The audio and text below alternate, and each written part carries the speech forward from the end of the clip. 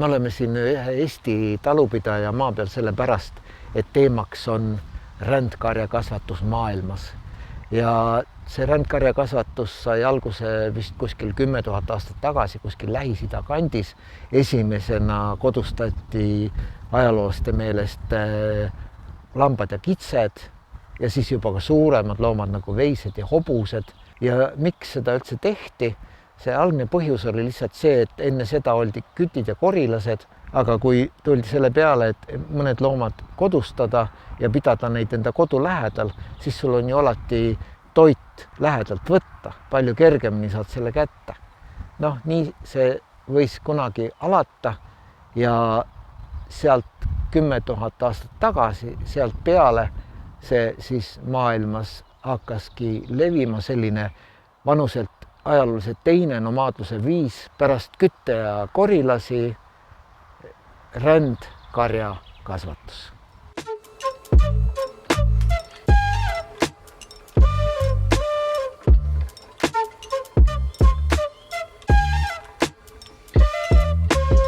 Niisiis on inimene oma ajaloos harrastanud seda rändkarjakasvatust tegelikult aastatuhandeid ja mõned üksikud rahvad maailmas siiamaani tegelevad sellega. Ja mul on olnud õnne oma maailmareisidel sattuda mõne sellise rahva juurde, kes siiamaani sellega tegeleb. Ja ma tutvustaksingi nüüd 2 sellist rändrahvast. Üks nendest on siis maasai rahvas, nemad elavad Aafrikas ja teine on mongoli rahvas, kes elab Kesk-Aasias. Kõigepealt need maasaid. Nende kodumaa asub tegelikult Ida-Aafrikas, ekvaatorist natukene lõuna pool ja nende asualad on poolitatud 2 riigi vahel. 1/3 maasaisid elab praegu Tansaanias ja 2/3 Keenias. Ja kokku on neid maasaisid umbes 1 miljon, niisiis sama palju nagu eestlasi.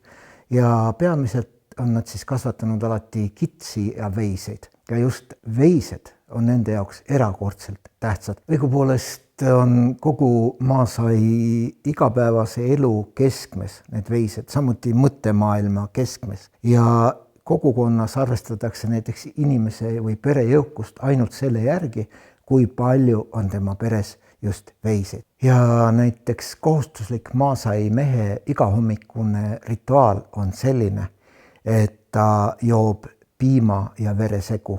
Ja seda verd saadakse niimoodi, et lastakse noolega veise kaela sisse veeni väikene auk, sealt nõristatakse veidi verd, segatakse piimaga ja maasaid usuvad, et see annab mehele juurde väge. Ja isegi oma elamuid ei saa maasaid ehitada ilma veisteta, sest nad ehitavad selle onni niimoodi, et roigastest sõrestiku peale pannakse siis savi ja veisesõnniku segu. Ja seal onni sees on väga vähe mööblit. Kõige tähtsam on seal üks niisugune madal magamisase ja seegi on ainult veise nahaga kaetud ja see veise nahk annab siis sellele voodile väärikuse. Aga üldiselt on need onnid väga vähe vastupidavad, keskmiselt 2 aastat, mitte kauem, aga rohkem pole maasail vajagi, sest juba ammu enne seda kolivad nad oma loomakarjadega mujale, kus on jälle piisavalt rohumaid, et loomadel jätkuks tükk aega süüa. Aga kui nüüd mõelda nende maasaide tänapäevase elu peale, siis üks suuremaid probleeme on seal see, et loomadele ei jätku enam looduslikke karjamaid, kus nad saavad neid karjatada ja rännata seal ringi. Sest vahepealse aja jooksul on ju juhtunud see, et enamik savanne on siis erastatud, võetud kasutusele tarbemaadena või on sinna rajatud siis väga suuri rahvusparke, kaitsealasid, nagu näiteks maailmakuulus Serengeti. Ja kui sääraseid kaitsealasid kunagi rajama hakati kuskil juba üle 100 aastat tagasi, siis rajateks olid ju valged inimesed ja nende mõtteviis oli üsna kolonialistlik. Nad lihtsalt arvasid, et loodust tuleb kaitsta kohalikku faunat ja näidata seda rikastele võõrama turistidele, aga need maasaid, kes seal olid, nad lihtsalt olid jalus oma loomakarjadega ja siis tehti väga jõhkralt. Nad küüditati lihtsalt sealt minema ja anti neile asemel niisugused viletsamad maad, kus oli toitu vähem ja nii juhtus nüüd see, et maasaide karjad jäid nälga, no ikka päris suurde nälga. Ja selle tulemus oli see, et väga suur hulk maasaisid lõpetasid täielikult karja pidamise ja need, kes jäid, need hakkasid nägema tõelisi näguripäevi. Praegusel ajal elavad maasaid tegelikult ka ikka vägagi kehvasti, kuigi midagi on paremaks läinud, sest need samad turistid, keda voogab tohutul hulgal siin rahvusparkidesse, on hakanud nüüd huvi tundma, et kuidas need kohalikud Aafrika hõimud igapäevaselt elavad. Ja maasaid siis näitavad neile oma kombeid, oma kodusid ja selle eest siis saavad nad mingit raha, mis turisti jaoks on väike, aga maasaide jaoks väga suur ja aitab neil siis nagu hoida seda oma traditsioone. Ja teistpidi annab selline tähelepanu neile ka parema enesehinnangu, sest nende turistide kaudu nad järsku taipavad, kui väärtuslik on tegelikult nende pärimus ja neile tuleb ka meelde see, kui uhke nomaadirahvas olid nad kunagi ammu ja ma loodan, et maasaide kõige halvemad päevad on praeguseks ehk möödas. Aga nüüd siis selle teise rahva juurde, kes samuti tänapäeval rändkarjakasvatusega tegeleb ja need on siis mongolid. Nemad elavad seal Aasia keskel täiesti, seal on looduslooliselt selline parasvöötne stepivöönd, talveti on päris krõbe külm, suveti on päris palav ja need mongoleid on vägagi palju, kokku umbes 10 miljonit, kuigi 1/3 nendest elab ainult Mongoli riigi piirides ja enamik hoopiski Hiina poolel, mis vanasti oli samuti mongolite põline kodumaa.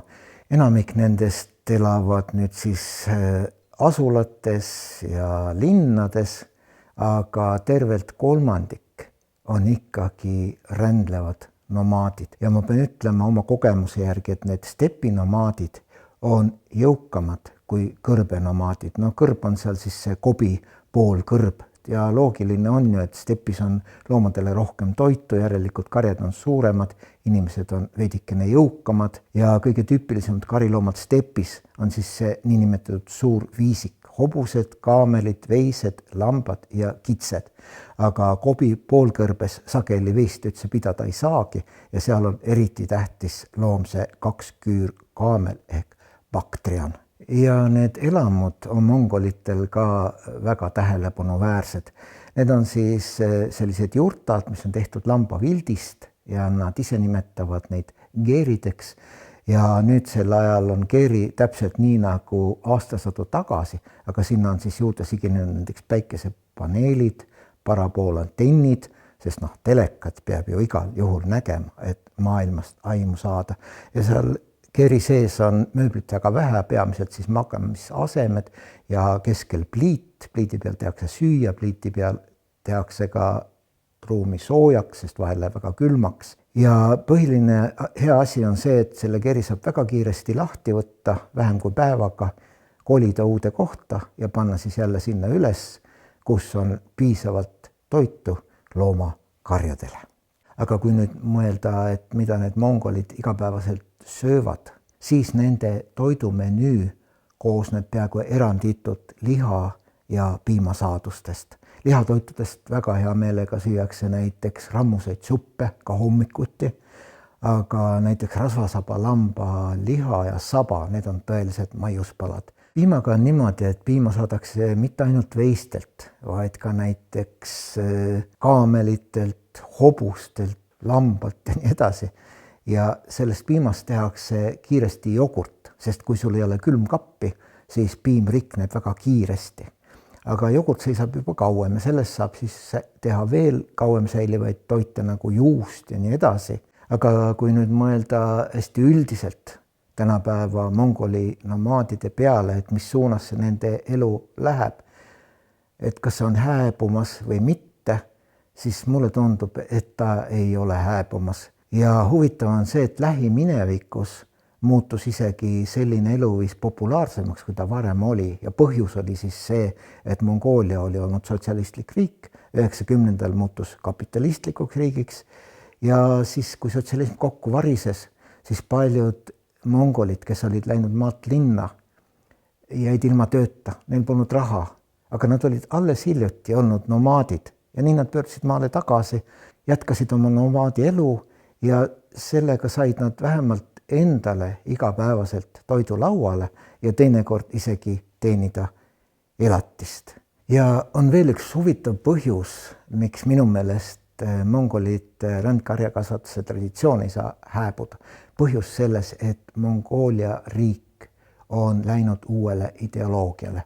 Sotsialismi ajal oli seal kommunistlik ideoloogia, rahvuslus oli alla surutud, kui tuli kapitalism, siis seal üheks nurgakiviks oli just seesama, et mongolid on läbi tuhandete aastate väga pika ja uhke ajaloo olnud alati rändkarjakasvatajad. Ja see tähendab seda, et nad hoiavad rahvusidentiteeti, need, kes seal kõrbes ja stepis ringi rändavad. Järelikult nad on tõelised mongoli patrioodid. Ja just seepärast ma usun, et see Mongoolia nomaadlus ei hääbu veel nii peagi.